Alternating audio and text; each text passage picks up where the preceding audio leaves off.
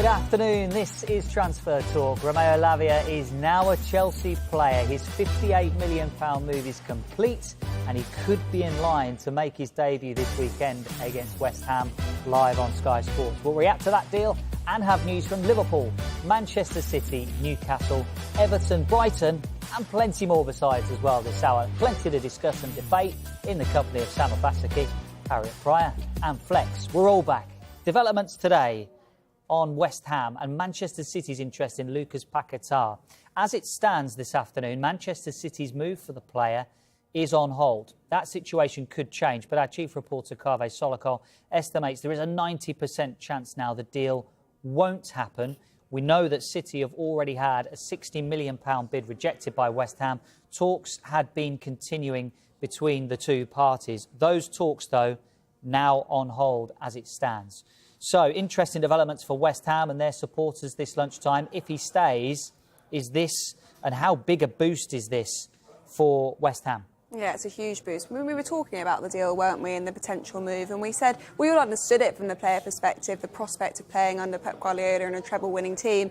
But the flip side of that for West Ham is that they could have potentially been losing a second key player in the same window. They've already lost Declan Rice from that midfield. Paqueta really grew into the season last year, had a bit of a difficult start, then became one of their most vital players, epitomised really by that Europa Conference League final where he played a key role, 28 appearances, 4 goals and 3 assists. But I don't really think that tells the full story because a lot of what he does is make those around him look better. Good passing ability, good passing range, very good vision from the centre of the pitch. A really key figure for West Ham, and if they'd have lost him, I just think they'd have left themselves with so much work to do, wouldn't they? We've already seen in this transfer window how difficult they found it to bring in midfielder to replace Declan Rice. So losing him as well this late on in the window wouldn't have been ideal. Yeah, it would have been really tough. And I think them having links with Kudus and the proposition of him replacing Paqueta, obviously it sounds nice because I think he had over 15 goals where at Ajax. But at the same time, West Ham fans love Paqueta, and I think that's the testament to how he played last season. When they did have down periods, he was one of the players that they relied on as well. And like Harriet said, during their European Conference League, he was one of those players that you can tell he's going to be so important for David Moyes this season. And the fact that they're keeping him and they brought in other midfielders, he's going to be able to complement and tell them, you know, what it's like to play for West Ham and what they're trying to achieve. So it's a big deal if he does end up staying. I think when there's a transition period as well, losing Declan Rice, the most influential player at West Ham, and if you're looking at the second most influential player or similarly in influence, it's Lucas Paqueta. He embodies what West Ham is about, the passion, understanding the club, endearing himself to the fans, a massive, massive player for the football club. So to lose 2 of those in one window would be huge. But I don't mean to be sceptical or doom and gloom, but 90% on, and it's on hold. Paused. You never know. What this transfer window has shown us, though, is that things do change and things do change rapidly. A little bit of legwork has been done. So it is interesting to hear Kaveh say sort of like 90% and use, obviously, terminology that it's on hold. So we'll have to wait and see how this one plays out. But if you're a West Ham fan seeing that this morning, absolutely, or this afternoon, should I say, that's absolutely fantastic news to hear after the loss of Declan Rice. Yeah, you wonder how that might impact West Ham bringing in players in this transfer window. We know Tim Steiten's in Amsterdam for more talks, face-to-face talks with Ajax over Mohammed Kudus. Meantime, let's get to Chelsea next. Another day, another signing. Romeo Lavia has made the move from Southampton today. And James Savundra is at the club's training ground ahead of speaking to Mauricio Pochettino. James, hello there. In your summer gear, I can see. Talk us through this deal. Good afternoon, Dave. Yes, Chelsea's spending since the takeover has now surpassed £900 million following the signing of Romeo Lavia. It's a deal worth up to £58 million, which was confirmed early this morning. And Lavia will sign a 7-year contract at the club. And it's the second player this week that Chelsea have beaten Liverpool to the signing of. That's after Moises Caicedo was confirmed as a Chelsea player. A British record deal worth up to £115 million. And that's after Liverpool agreed deals with both Southampton and Brighton for those signings. And for Lavia, he's a player who impressed so much in his opening season, albeit for a relegated Southampton side. He actually scored his first Premier League goal against Chelsea, a winner at St Mary's at the start of last season. And the fact that both Caicedo and Lavia have been signed before the midday deadline today means that both are eligible to feature in their game at the weekend. They take on West Ham at the London Stadium on Sunday, and a game you'll be able to watch live on Sky Sports. And what about outgoings, James? What do you think is going to happen there for Chelsea?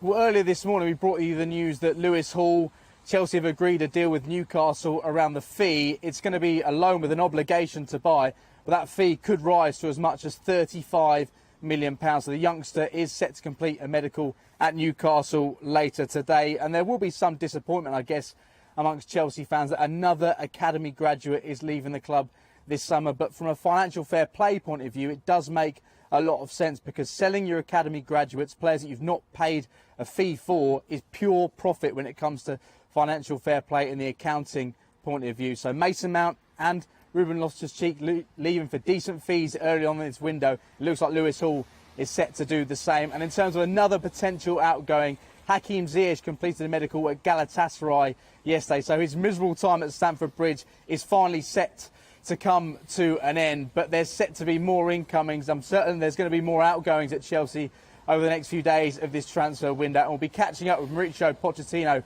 the Chelsea manager, at his press conference from 1 p.m. We'll bring that to you on Sky Sports News. Lovely, James. Thank you. Well, let's get to the Liverpool side of things. They're hoping to bolster their squad after missing out on Moises Caicedo and Romeo Lavia, who we were just talking about there. Waiting to speak to us is our reporter, Vinny O'Connor. Vinny, hi there. How close are Liverpool to signing Wataru Endo? And could he be the only incoming before the window closes? I don't think it's too far away, Dave, to be fair. When I spoke to Liverpool earlier today, there was a few loose ends, a few little bits and bobs to be tidied up. But apart from that, everything was pretty much plain sailing. He did, of course, complete his medical yesterday as well. So we think that the signing of Endo is not too far away from being announced. And he will bring much added influence in that engine room in centre of midfield, be able to play the holding role. He can obviously operate at centre-half as well, but ostensibly he is a central midfielder. That's why he's been brought in by Jurgen Klopp. And it's to fill that holding role, because obviously the likes of Fabinho, Jordan Henderson, who have operated there over numerous years under Jurgen Klopp, have both left the club, and Liverpool needed experience in the heart of their midfield, certainly with Stefan Bajcetic coming back from injury. We know Alexis McAllister can operate in the holding role as well, but Jurgen Klopp made it clear that he wanted to bring in another option, and after missing out on Lavia, after missing out on Caicedo as well, it was imperative that Liverpool were able to bring someone in, and they're not too far from announcing that either. In terms of whether this is then done in the transfer window, not necessarily. Certainly the word that I got earlier today was there's still a couple of weeks left, and we're always alert for opportunities. So it will be interesting to see whether Jurgen Klopp is looking to bring in another option in terms of that holding role as well, whether he's also looking to strengthen at the back. But certainly Liverpool still open to opportunities as the window counts down. Vinny, thank you very much. Hearing from Jurgen Klopp a little bit later on Total Football here on Sky Sports News. Let's return and talk a little bit more about Romeo Lavia. Turned down Liverpool and moved to Chelsea, confirmed earlier today. And Lavia's spoken to Chelsea's official channels this afternoon, and he says 3 factors determined my decision. The project and the ambitions of the club were key factors in me choosing Chelsea, but also the history behind the club. He says, it's really exciting to be a part of this club and to write some history. Romeo Lavia talking to Chelsea's official channels. So we know that Lavia chose Chelsea over Liverpool, who agreed a deal with Southampton for the player. And he talks about the project, ambitions and history, Harriet. More attractive, perhaps. What are you trying to do to me, Dave? I'm not going to fall for it. I'm not going to give the people what they want. Stuck to the quotes, and that's what that's caused. No, let's talk through some of those words. things that you spoke about there. Obviously, the project, we can see that Chelsea have brought in various players this window, many of whom are going to hit the ground running. So in the short term, Lavia's thinking, I can achieve something even in this season with this team. So I completely understand that. The project as well, for him personally, he will have spoken to the manager, Pochettino, got some guarantees that he's going to be getting playing time this season. Only 19 years old, so really does need to know that he is going to get consistent game time in order to develop. Pochettino as well, we know, is a coach who is really good at working with young talent everywhere he's been, every club he's been to. he's really prioritised helping young talents develop and really trusted them as well. And then he mentions the history, and obviously that's entirely individual, isn't it? He's grown up in a period where Chelsea have won a lot of trophies and there has been a lot of success. Obviously, on the flip side of that, I will say that the Liverpool under Jurgen Klopp have won everything that there is to win, and he's obviously a manager as well that's very good at developing young talent. But Lavia has decided that this is a decision that's best for him, best for his career, and maybe there are sentimental reasons that come into that as well. I don't think you can disregard the financial security that Chelsea offer as well. We know that they do like to put younger players in particular on those longer contracts, and that does offer a sense of security as well, and those are things that the young players will have to consider. Obviously that's completely normal. So yes, those three things, that's up to him, isn't it? Flex is looking at me saying be more antagonistic, but I'm not going to give it to you, Flex. No problem. I'm just stick to the facts of what the player said and let's make our comments. 100%. I mean, Sam's itching here. I feel like he feels Chelsea are... No, because I think Olivia said it a few days ago about, you know, younger players and the prospect of joining Chelsea and what they've seen growing up. And a lot of people got into her, like she said something that was crazy. And I think when you look at that situation and the fact that Chelsea have won everything in the last few years, but also in the last 2 decades, they've been one of the most successful teams. So it doesn't surprise me these players going there. And also when Pochettino is talking about wanting Premier League experience and still trying to fit the mould of the younger players and for the future, I think Lavia and Caicedo fit that mould perfectly. So he's obviously going to be happy, and it's going to be a difficult choice. You know, Liverpool, it seemed like he would have walked straight into their team, but at the same time, their hesitation might have made him a bit cautious about that move, because you don't know. They put in a few bids and then they went in double that for Caicedo as well. So he probably thinking, am I really the first choice? Do you really want me? Are you going to get someone else that's going to get more minutes? So it was obviously a hard choice, but he spoke to Eden Hazard as well, which made the choice easier for him. So You're smiling so much. He will embrace that challenge, though, won't he? You mentioned there he probably would have got more guaranteed game time at Liverpool, but he's made that decision. I'm interested, Sam, from your perspective. Do you feel like that Chelsea really have that pulling power at the moment, where they can look at young players and say, "Come and join us. We have a vision for the next few years, and we can guarantee you this success"? Do you feel like that pulling power is higher than the last few seasons? I think there's two sides to it, because like we're seeing Lewis Hall linked with a move away. He's quite young. He proved that he can play in the Premier League in those minutes. We've seen Elise sign a new contract at Chelsea as well. So there's obviously players that are looking at that team and how they're building and seeing, am I going to get the minutes that I require to develop the way I want to? But then on the flip side, there's other players that have friends there as well. You know, Disasi, new Benoit Badiashile as well, Gusto, their French connection, Fofana as well. So you can understand why some players will look at that team and say, you know what, I want a bit of that, I want to get involved, I want to see what Chelsea are going to try to do the next few seasons. So there's two sides to it, but it's going to be a difficult choice regardless. I think in a unique way, both statements can be true. Yeah. You're looking at young players. If you look at Chelsea's squad, they have a lot of young players. So if you're Romeo Lavia, you're looking at that saying, there's a spot for me there, or there's a space I can grow. But equally, what you can't do is ignore the powerhouses of English football that have always been at the pinnacle of English football as massive clubs, and ignore the history that goes, you know, whether that be Manchester United, whether that be Liverpool. I was seeing how long it would take you to mention Manchester United. Couldn't help himself. Manchester United aren't in this. I'm talking about, you know, big football clubs within the English game, within the world game, that still counts for something. Even in periods of not winning things, or if it hasn't gone quite right. It's the dream for these players, exactly. Isn't it? It's the total We've seen it. We've seen big players make moves to clubs. Look at Declan Rice has just gone to Arsenal over Manchester City. That counts for something. He's made that choice. So there are situations where sometimes players make that move where you think, actually, is it just the club, or is it the move, or is it the team? Both statements can be right. And the signing of Lavia means that it continues Chelsea's quite astronomical spending under Todd Boehly as well.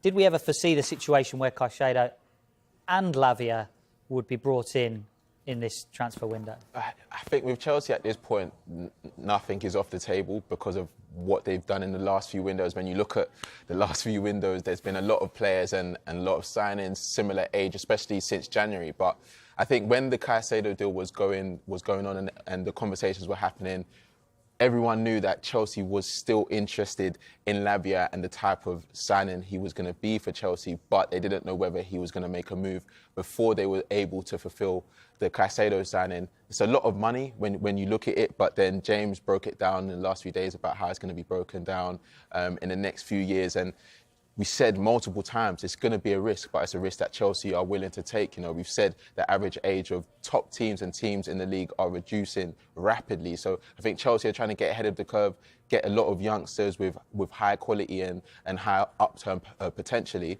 and see what happens. And it looks like it's going to be a system that works out.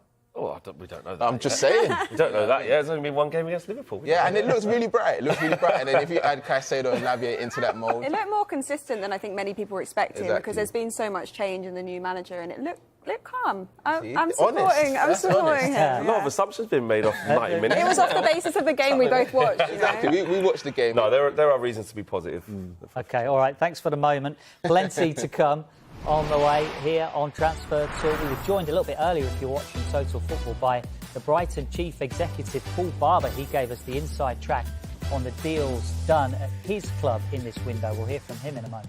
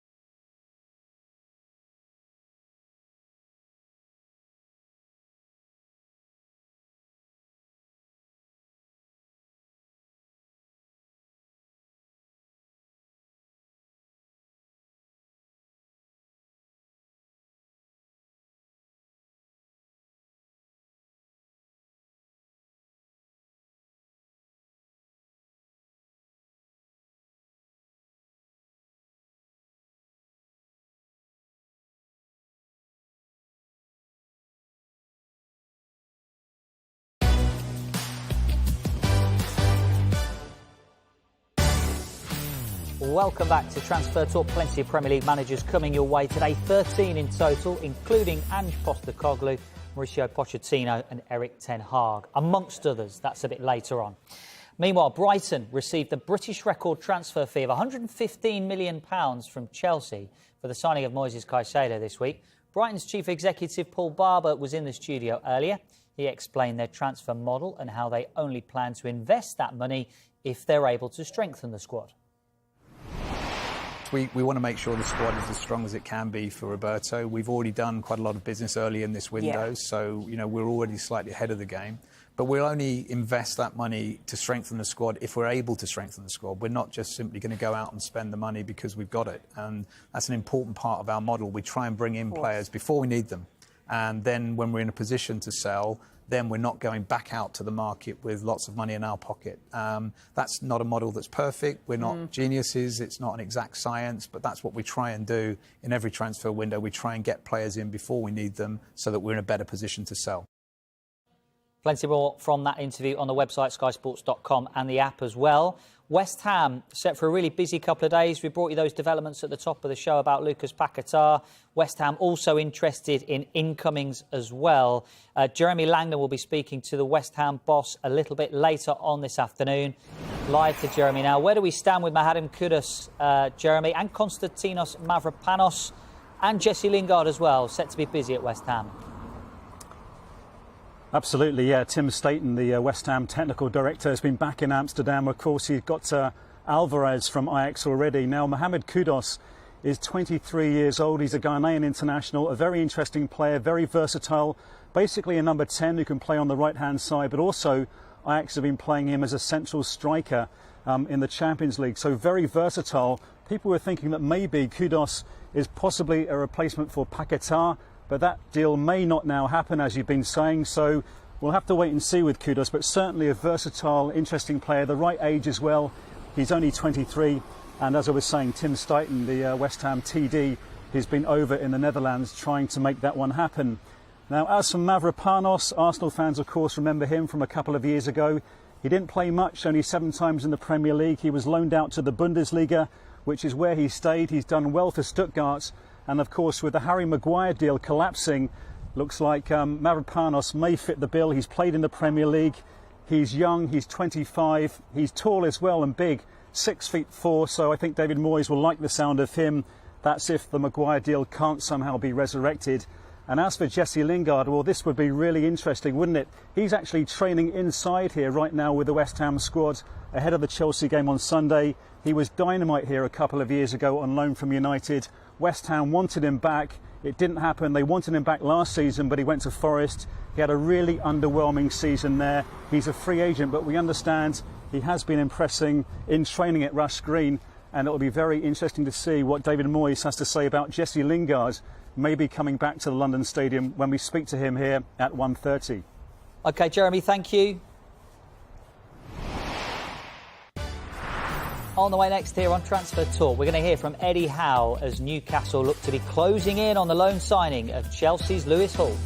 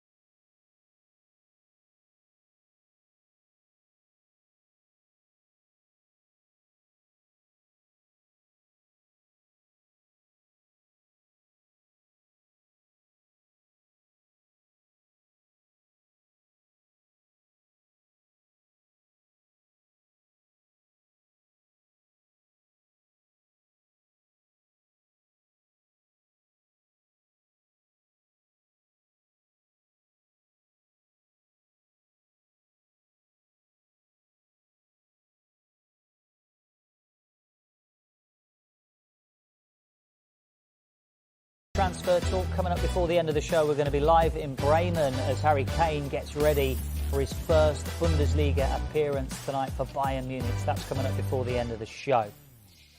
Just an update to bring you on Rhys James' injury situation. Very, very brief statement from Chelsea reaching us this afternoon. They say that Rhys James is starting rehabilitation, having undergone assessments on an injury sustained in training this week. So that's all we've been given by Chelsea. Mauricio Pochettino due to talk to the media in just over half an hour's time. So we'll bring you that in the next hour during Total Football, where we'll try and get a little bit more information about the kind of injury sustained and developments on potential length of time that Rhys James might be out for as well.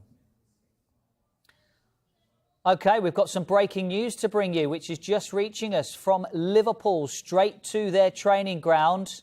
Vinny O'Connor is live there for us. Vinny, hello, what can you tell us?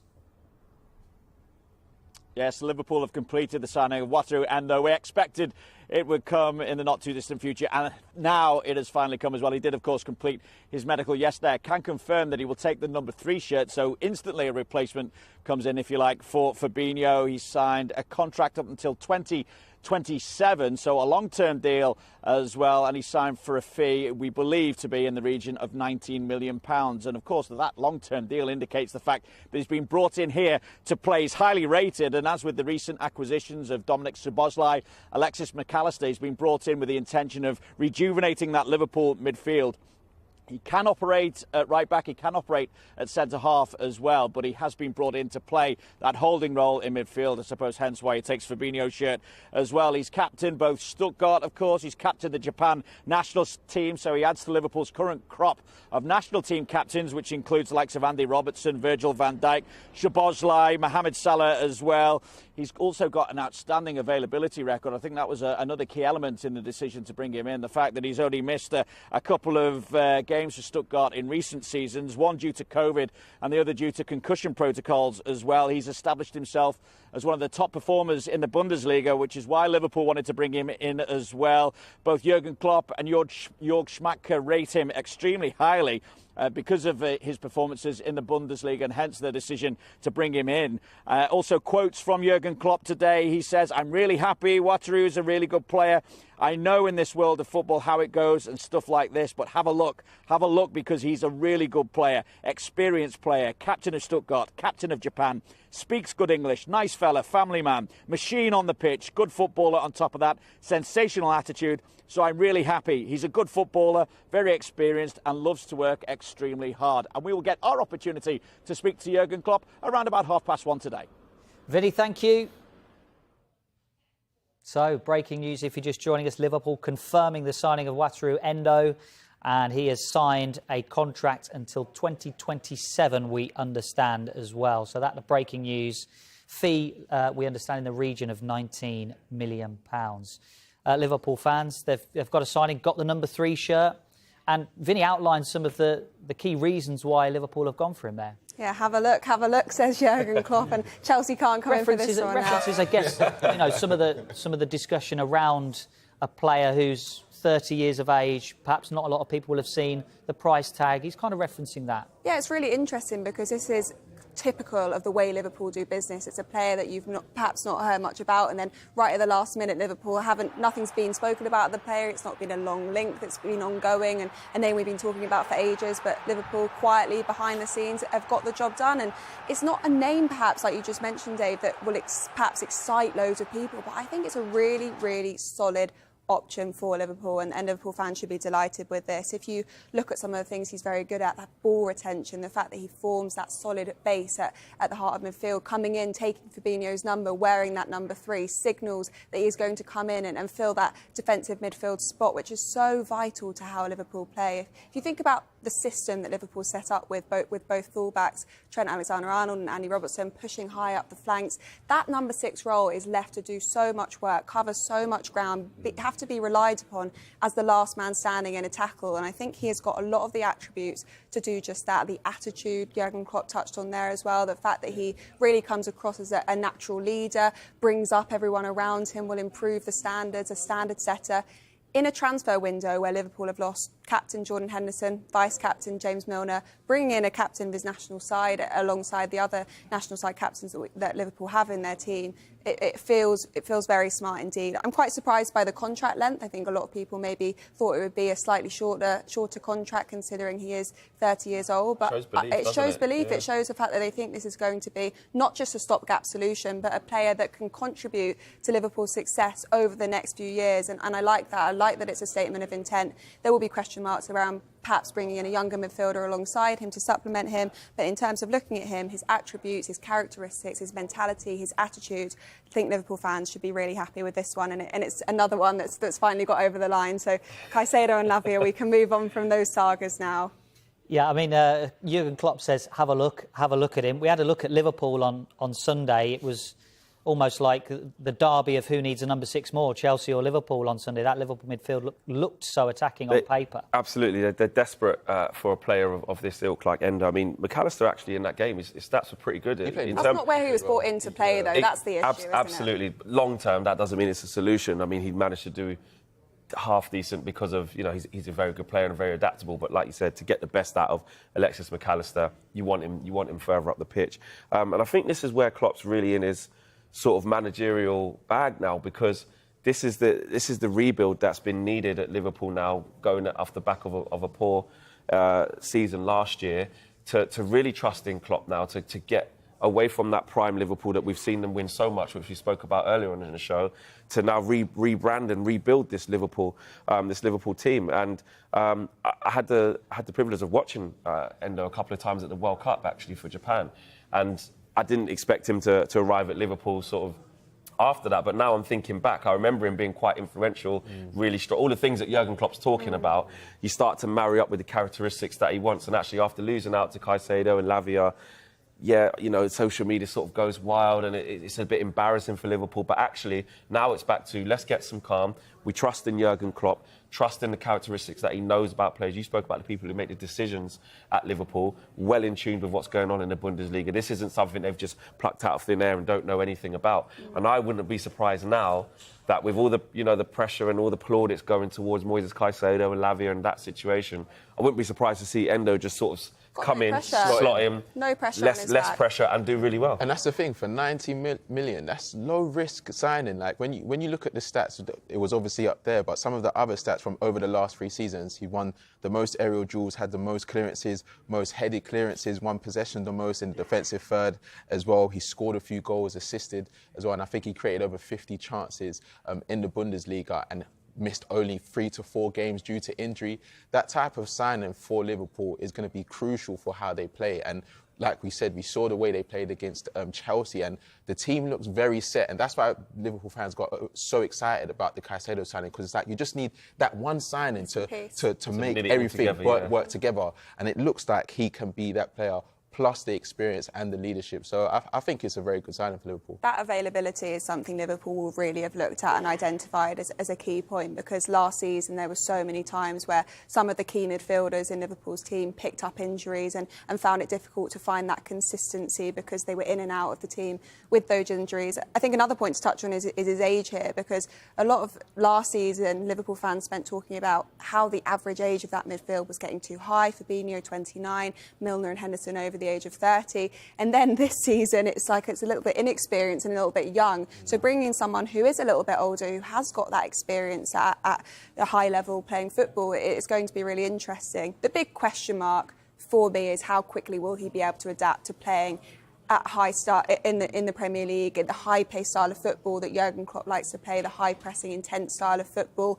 But he looks like a player that likes to run a lot, likes to work really hard, looks up for the challenge. For him personally, what a move, what an incredible way to kind of go into the last 5, 6, 7, 8 years of your career playing at a club like Liverpool. So a good move for all parties involved. And just to pick up on that point, I'm interested to see how he transitions from a team who've been struggling in a division, where his job's going to look very different to his job at Liverpool, going from a struggling team to a team that's going to be fighting at the other end of the table. That job for him is going to look slightly different. And do they need more? Do you think this will be the end for Liverpool? I mean, Vinny touched on it, that what he's hearing from the club is that they're alert. If something becomes available, they'll do it. So do you think they need to? Yeah, just on your point about relegation, interesting. I think it shows he can really deal with that pressure, and a lot of Stuttgart fans will reference the goal that he scored to keep them up a couple of seasons ago. But on needing other options, I've touched on it earlier, but I do think a younger midfield now, someone who is more of a build for the future and looking ahead to maybe the next decade, like a Lavia, like a Caicedo. We know that these were names Liverpool were interested in. I do still think someone else in that holding role is vital, but then also looking now to the defensive line and someone that can be a cover, a backup option to both Virgil van Dijk and Andy Robertson. If Liverpool are sticking with this, playing more of a back three with Trent inverting into midfield, they need someone who can really cover it in those positions because they're vital for Liverpool's new system, new formation heading forward. So those will also be other priority areas. So if you are just joining us, Liverpool have confirmed the signing of Wataru Endo as fee in the region of £19 million, and he signed a contract, we understand, through until 2027. Jurgen Klopp coming up a little bit later here on Sky Sports News. Let's turn our attention to the Bundesliga. Big night for Harry Kane and the Kane family, who will make his debut tonight for Bayern Munich in the Bundesliga. Paul Gilmore is in Germany for us as Bayern prepare to face Werder Bremen. Paul, hello there. It's been some week. You've had a great time. You've spoken to Kane exclusively a couple of days ago. Did you get a sense of the excitement that he's feeling ahead of this big game for him tonight? I did get that sense of excitement, Dave, a feeling that he wants to hit the ground running, and as you rightly say, the Bundesliga debut takes him here to Werder Bremen, around 470 miles northwest of Munich, one of the furthest away trips that Bayern Munich make in their league season, and this is where he will really kick off his Bayern career, having made his debut in the Super Cup. It obviously didn't go well, the 3-0 defeat against Leipzig. Kane only on the pitch for the last 20 or so minutes after what was a whirlwind few days in completing the transfer. So it's been a lot more settled this week for Harry Kane. He maybe found himself getting into a routine around the training ground, a lot more training in intense heat as well. The temperatures regularly around 30 degrees this week. So it's been all of that to get used to, new teammates, new club. The manager, Thomas Tuchel, has been speaking yesterday just about the fantastic impact that Harry Kane has already had on the changing room, saying that even after the Leipzig game, the substitutes who didn't play that much are usually in the next day for a much tougher session. Thomas Tuchel said Harry Kane was one of the first in, and embracing that and the standards that he will bring to the already a changing room full of high class players. He's already wasted no time in supporting one of his teammates, the young striker Matthias Tell, who suffered some racist abuse on social media this week, and Harry Kane has said this week that he's always there for him, and he's wasted no time getting into that leadership role in amongst his teammates. So I think he's looking forward to getting the league campaign underway. The last time he started a game around 2 weeks ago was for Tottenham in a friendly against Shakhtar. He scored 4 times. He's had his pre-season, he's put in the work. The difference last weekend was very little sleep in the lead up to the Super game. This time around it's been a lot more settled, and Thomas Tuchel says barring anything extraordinary, the England captain will start the game tonight. I guess ultimately Harry Kane's gone to Munich to win trophies. Despite what happened last week, is there a confidence in Germany that this season will be successful for Bayern Munich? Well, it's funny, there's not actually a confidence at this moment in time. Yes, there's a lot of excitement about Harry Kane and a real hope that his goals will propel them into that kind of latter stages of the Champions League, put them right in the mix for that competition. There's obviously an expectation to win the league title. They did just about last season. You'll remember the unbelievable finish, really, that Dortmund threw it away in the last league game of the season. And here we are, fast forwarding into the first league game of next season. Bayern Munich kick things off as champions, so there is that expectation, the very minimum, to win the league. But at the moment, off the back of the Leipzig game, there's been a lot of focus here in the German media on Thomas Tuchel's comments after the Leipzig game, and he said that it looked like the players hadn't been doing any work for the 4 weeks previous in pre-season, and even went as far as kind of apologising to Harry Kane, who was there on the bench watching, and said it's not normally like this. And yeah, a lot of kind of focus has been put on to those comments. Thomas Tuchel addressed that yesterday. He said that he didn't just say it for the sake of saying it. He actually had evidence in his with his technical staff and the video footage to back it up, and that's what he spent time showing the players this week. In particular, there's a lot of debate about the number 6 position. Joshua Kimmich sees himself as that player. Thomas Tuchel doesn't. Thomas Tuchel has made sort of very public that he wants that number 6 signing, but they do have some other signings coming into the team as well. Kim Min-jae, the centre-back, expected to come in. There's still issues around the goalkeeper with Manuel Neuer out, and they didn't get Kepa Arrizabalaga over the line. So at this moment in time, the picture painted in the German media and the ex-pros who are having their say, it's not exactly all rosy in the garden. But of course, what would change that tonight is Bayern Munich come out with a convincing win to kick off the season here in Bremen, with Harry Kane right amongst the goals. That would certainly maybe reinstate some of the belief that's maybe been lacking in the last week or so around the team in general. Paul, thank you very much. You can see, of course, Harry Kane and Bayern Munich in action live tonight. Away to Werder Bremen. Coverage gets underway 7:20 on Sky Sports Action. A reminder of the breaking news this hour. Liverpool have signed Wataru Endo for £19 million. On the way next, as promised, we'll discuss Newcastle and we'll hear from Eddie Howe.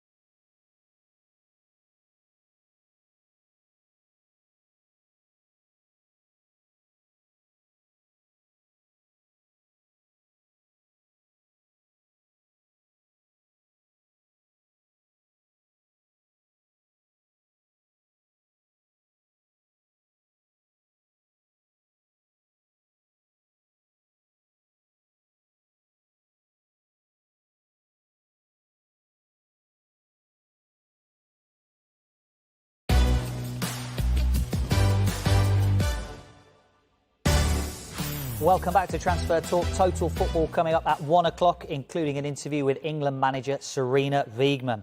Newcastle closing in on the signing of Lewis Hall. Developments this afternoon on Transfer Talk. Live to the club's training ground. Keith Downey is there. Keith, what's going on?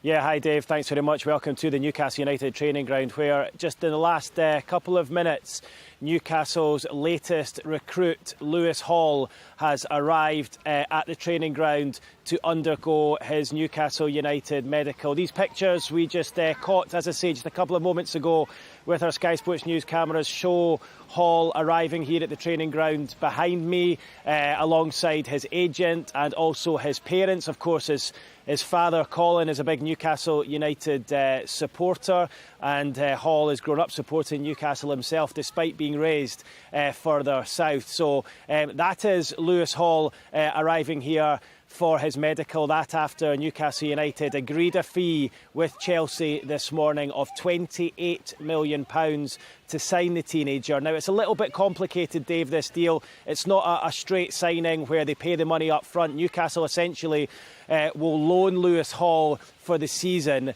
with an obligation to make it permanent next summer. So that essentially allows Newcastle to get around FFP restrictions. Eddie Howe has been saying for a number of weeks now they're at their limits in terms of financial fair play. So they didn't have the money, they didn't have the £28 million to put on the table and spend right now. So they'll essentially have him on loan, as I say, for the season and defer that payment until later. I would imagine it'll be a structured payment thereafter. There is a little bit of add-ons as well.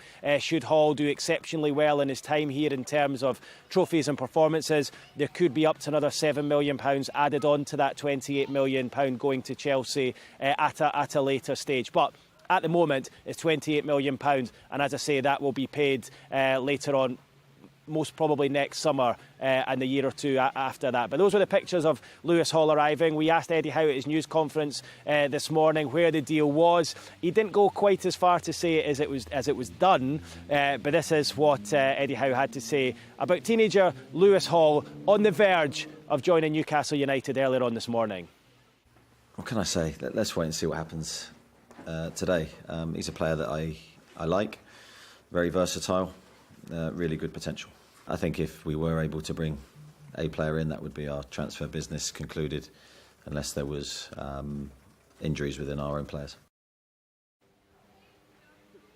Yeah, well, Eddie Howe admitting that there, wasn't he, saying that will be Newcastle's transfer business complete unless one of their top players becomes injured between now and the end of the transfer window. And listen, I think he'll be very satisfied with that, Dave, to have got 4 players in, 4 of his top targets all in, still with 2 weeks of the window left. So I reckon that is, if you include Hall in this, I know it's obviously a deferred payment, but if you were to include Hall, that's £125 million there or thereabouts spent this transfer window, with £25 million coming back in for Alan St-Maximin. So a net spend, I reckon, of round about £100 million for Newcastle United this window. And interestingly, when you look at the players who he's brought in, we saw Sandro Tonali and Harvey Barnes, both of them scoring their debuts last weekend, 2 young international players at the start of their careers. And then you move on and we see Lewis Hall arriving today, as we say, for £28 million, just 18 years old. And then Tino Livramento, of course, arriving last week. He's just 21. So it's clear what Newcastle are trying to do, bring in young players for the future, but players not just for the future, they can go and play this season as well. Eddie Howe very clear in wanting 22 players, 11 players, so essentially 2 for each position, because he knows he's got a dual assault this season, not just in the Premier League, but also in the Champions League as well. So the arrival of Hall today beefs up his squad. He obviously feels even at 18 he can go in and play Champions League games, top Premier League games. It'll be interesting to see how he develops. But Newcastle United getting their 4th piece of transfer business in today. Those exclusive pictures there showing Lewis Hall arriving today to begin his Newcastle United medical. Keith, fantastic. Thank you. Lewis Hall then has arrived in Newcastle for finalising this deal to Newcastle United. Keith Downey bringing us those pictures of him arriving. He talked about Newcastle's transfer policy there, signing young players. What about players with a connection to the club as well? It'd be a big moment for him, big moment for his family. We've seen the connection grow with Dan Burn between the Newcastle supporters and him. How much of a factor, how important is that for Newcastle United? Yeah, I think it's really big. It's going to be an exciting move for him, but also the fans. You saw the way they connected to Dan Burn, like you said, but also the fact that there's so much more to come with the player. You know, he's only 18 years old. He had 9 appearances for Chelsea last season, and he was such a breath of fresh air in such a turbulent season. And I think the versatility that he has in the way he plays, the composure he has at left back, centre midfield, left wing if need be, I think he's going to be a great signing for Newcastle and what they're trying to achieve this season. Champions League football as well. He's going to get that experience. He's going to be able to play with some of the best fullbacks in the league as well, in Kieran Trippier and even Dan Burn, who had a great season last year as well. And also he's going to have that Chelsea connection with Livramento, who are going to be going through the same similar process of, coming from the Chelsea academy into another Premier League side and having to work their way up. And I'm sure it's a challenge that he's accepted, and he knows it's not going to be easy, but it's something that he's up for. How do you assess their window?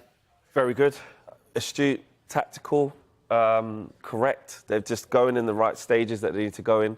I think that they're adding quality to an already really strong team. Their starting 11 seems to kind of be remaining kind of the same, apart from maybe Tonali, and then they're sprinkling it with really good backup additions to help them throughout a long season with a lot of expectation now. So I think Newcastle fans should be really, really pleased by the way that they've spent money from when Eddie Howe first came in and saving them from relegation and taking them a different direction right through to now. OK, well, before we go here on Transfer Talk, we want to bring you this because Eddie Howe was asked about Sandro Tonali, made a fantastic impact on the team, and he visited a chain restaurant pub you might have seen on your socials over the last few days. Not sure who sent him there, but Eddie Howe had a chat about it. Start of the week, there was a photo of him on social media, table booked in Wetherspoons for. I'm sure you wouldn't have missed that. That looked like it had all the hallmarks of Matt Ritchie. Maybe I'm being unfair there, but. I mean, is that? I take it that's part of the sort of team morale behind the scenes at the moment. Yeah, I'm not sure he was in there for team morale. I think he was in there for something to eat. So I think it was a very innocent situation, but obviously picked up by you guys. I did hear about it. Footballers are just normal, like the rest of us. They don't. The word on the street is Bruno Guimaraes sent him there. They just can't get away with it. Yeah. Good Morning Transfers is back on Monday at 9 a.m. Make sure you're with us for that. Transfer Talk as well, back 1 p.m. on Monday. And the Transfer Show is here later at 5 and at 7. Total Football is on the way. David Garrido's coming next. We've got Jurgen Klopp reacting to Liverpool's new signing.